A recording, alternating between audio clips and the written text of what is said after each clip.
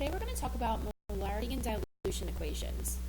These two equations are going to be used when we are trying to make a solution. So there's two different ways that we can make a solution, either from a solid by adding water to it, or by having a solution and then we add a certain amount of water to it to make it less concentrated, so more dilute.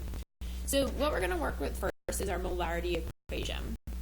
So molarity is a type of concentration, and it has units of molar, which is a big M. This is what you're going to see mostly in chemistry. You'll have a substance, and it will tell you molar, and that's how concentrated it is.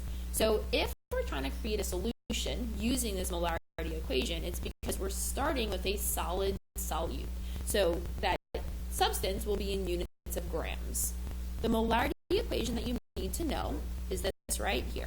Okay, so molarity is equal to the moles of the solute over the volume of the solution.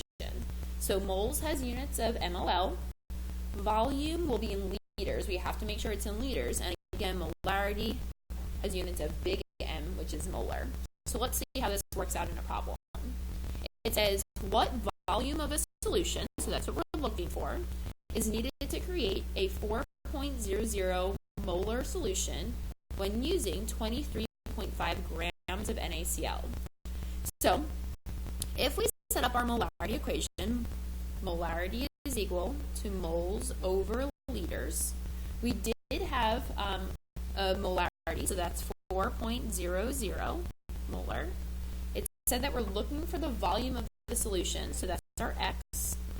And we know that we're going to have moles because we can't have two variables, but here we're just given grams of NaCl. So we have to convert grams into moles. And we've done this quite a few times. Let's put 1 mole on top. We're going to put the molar mass of sodium chloride on the bottom. So sodium is 22.99 equals 35.45. So 58.44. So we're going to do 23.5 divided by 58.44. We end up with 0.402 moles. So that goes here. Okay, now we have a fraction and we have to solve for x. The easiest way to solve for x when you have a fraction is by cross multiplying. So we end up with 4.00 times x is equal to 0.402.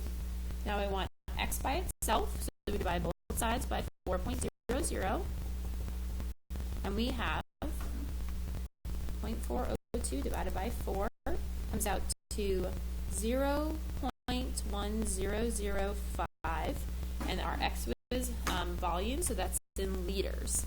Now we just have to look at our sig figs. This number had 3 sig figs. This number had 3 sig figs. So our answer needs to have 3 sig figs. So this 1 doesn't count. This 0 doesn't count. 1, 2, 3. The 0.100 are 3 sig figs. The 5 rounds it up. So our final answer is 0.101 liters. Okay, that is your molarity equation. The next equation is a dilution equation. So again, this one is when we're starting with a concentrated solution. So we have some sort of solution, so it's in the aqueous form, and we don't want it to be as concentrated, have as much solute in it, because we need something that's more dilute, or maybe we need a bigger volume of it. So we use this, M1V1 is equal to M2V2. So M1 stands for the original concentration, and our V1 is going to be the original volume. And then M2 is going to be the new concentration, and V2 is going to be the new volume. The way that this works out in a lab is typically you are starting with some amount of concentrated solution, okay, and you have to make a new solution. You need a certain volume of it, and you need it at a specific concentration. So when you're typically solving for in the lab is how much of the original solution do I need to make my new solution. So that's what we're going to practice in this example problem. It says what volume of concentrated solution would be needed to create 250 milliliters of a 1.5 molar solution. So the equation that we're using here is M1V1 is equal to M2V2. Okay? So they told us that our concentrated solution had a molarity of 11.0 molar. It said that we're looking for the volume of the concentrated solution. So V1 is going to be our X.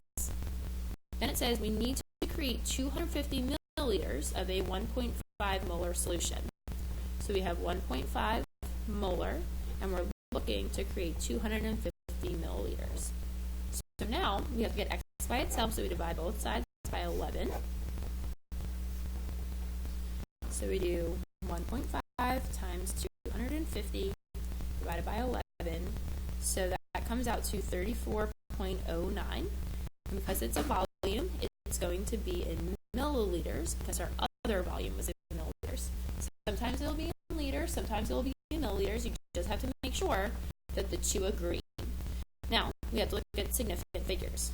Here we had 3 sig figs. Here we have 2 sig figs. And here we have 2 sig figs. So our answer needs to be 2 sig figs. So we need 34 milliliters of that original solution.